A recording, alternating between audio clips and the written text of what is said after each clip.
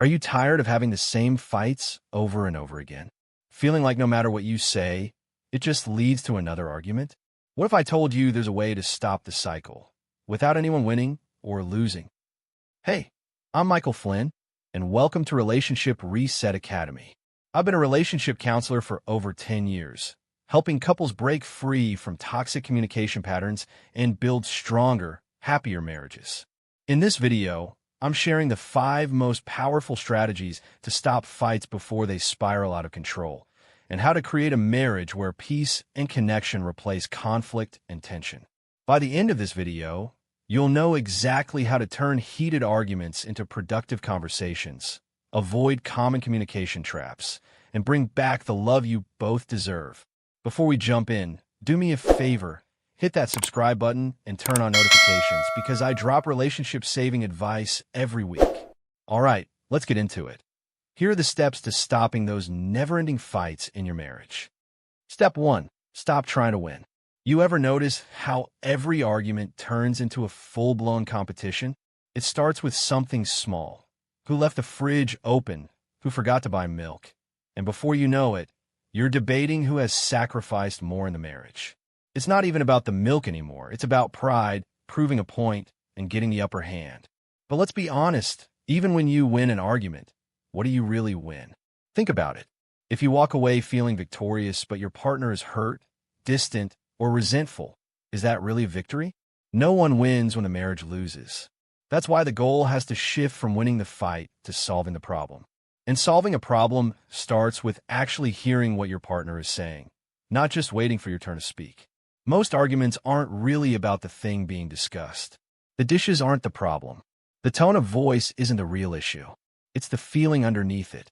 Your partner isn't upset because you didn't text back immediately. They're upset because they feel like they aren't a priority. You aren't angry about the trash. You're frustrated because you feel like your effort isn't appreciated. When you stop looking at arguments as battles to be won and start looking at them as messages being sent, you'll start handling them differently. The next time a fight starts brewing, before jumping in with a counterattack, stop and ask yourself, what is my partner really trying to tell me? Is it frustration, exhaustion, or fear? Are they feeling unheard, unseen, unimportant? When you shift your mindset from proving yourself right to understanding where they're coming from, you take the fight in a completely different direction. And more often than not, that alone can stop a fight before it even starts. If you want to understand your marriage on a deeper level and start seeing the real reasons behind your arguments, visit www.romancedictionary.com/marriage. You'll find insights that can help you break the cycle of fighting and build a stronger, more peaceful relationship. Step 2. Check your tone. Seriously, it matters. Has this ever happened to you? You say something completely normal, but your partner suddenly gets defensive. You ask, "Did you take out the trash?" And suddenly they're annoyed. You say, "Are you going to be home late?" And they snap back with, "Why are you always on my case?" It doesn't make sense, right? You're just asking a question. But here's the thing. Your words are only half the conversation. Your tone is the other half. And sometimes, the way you say something is louder than the words themselves. Tone carries emotion. It carries frustration, sarcasm, disappointment. And even if you think you're keeping it neutral, if you're feeling irritated, chances are your partner can hear it. The same sentence can sound completely different depending on the way it's said. And when the tone is off, the message gets lost. If your tone is sharp, dismissive, or laced with irritation, your partner isn't responding to your words anymore. They're responding to how they feel when you say them. And if they feel attacked, criticized, or belittled, their natural instinct is going to be to push back, defend themselves, or shut down. That's how small moments turn into huge arguments. The next time you catch yourself about to speak in frustration, pause for a second. Ask yourself, if I wanted my partner to actually listen, how would I say this? Take a deep breath. Slow down. Lower your voice just a little. You'll be surprised how much of a difference it makes. And if you're serious about stopping the unnecessary fights caused by miscommunication, check out romancedictionary.com/marriage. The way you speak to your partner shapes your entire marriage, and understanding this can be the key to turning things around. The link is in the pop-up here and in the description below. Step 3. Hit pause before it explodes. You've been here before. The argument starts small, but within minutes, voices are raised, tempers are flaring, and you're saying things you don't even mean. It's like a runaway train. You know it's heading for disaster, but you can't seem to stop it. And by the time it's over, both of you are drained, frustrated, and more disconnected than before. This happens because when emotions take over, logic shuts down. In the heat of the moment, your brain isn't focused on problem solving. It's focused on defending, attacking, or shutting down. That's why some of the worst fights happen over things that don't even matter. Because at a certain point, it's no longer about the topic. It's about the emotional reaction. The best way to avoid this?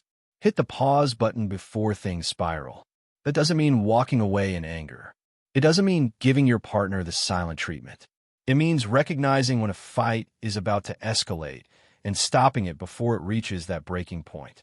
Saying something like, I really want to talk about this, but I need a second to cool down so we don't say things we regret. That small shift can make a huge difference. Stepping away for a few minutes allows both of you to reset. It takes the intensity out of the conversation and gives you a chance to approach it with a clearer, calmer mindset. Because let's be real, nothing good ever comes from arguing when you're already at a 10. The next time you feel yourself getting worked up, resist the urge to push forward. Take a breath, take a moment, and come back when you're ready to talk instead of react. Step 4. Don't bring up the past. It's not helping you win anything. Nothing derails an argument faster than bringing up something that happened months or years ago. You're in the middle of a disagreement about who forgot to buy groceries, and suddenly, you're talking about that time in 2018 when your partner forgot your anniversary. Dragging old issues into current fights isn't just unhelpful, it's destructive. It keeps wounds open instead of allowing them to heal. It turns every argument into a replay of past mistakes instead of an opportunity to fix what's happening now. If something from the past is still bothering you, it needs to be addressed separately, not thrown into an unrelated argument. Otherwise, you're not solving anything. You're just using it as a weapon. Moving forward means leaving old battles where they belong. Stay in the present. Keep the conversation about what's happening right now. That's the only way to actually resolve anything. Step 5. Get back to being a team. Marriage isn't about being right. It's about being together. If fighting has become the default mode in your relationship, it's time to shift the focus back to connection. Because at the end of the day, the goal isn't just to stop fighting. It's to build a marriage where fighting isn't necessary. When was the last time you had fun together?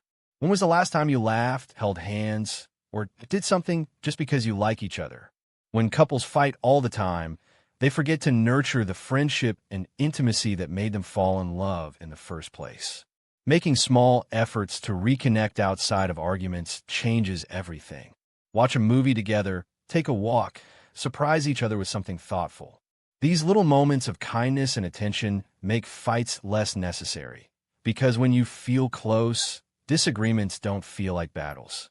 And if you want even more ways to strengthen your connection and rebuild the love in your marriage, check out romancedictionary.com/marriage. It's got everything you need to create a marriage that actually feels good again. The link is in the pop-up here and in the description below. Listen, no marriage is perfect and disagreements will happen. But endless fighting? That's a choice. A choice you don't have to keep making. Start practicing these steps and watch how things shift in your marriage. And hey, if this video helped, let me know in the comments. What's the biggest fight you and your spouse always seem to have? Let's talk about it. And before you go, don't forget, hit that subscribe button, turn on notifications so you never miss a video that could change your marriage for the better, and check out romancedictionary.com/marriage for more in-depth advice. The link is in the description below. You got this. I'll see you in the next one.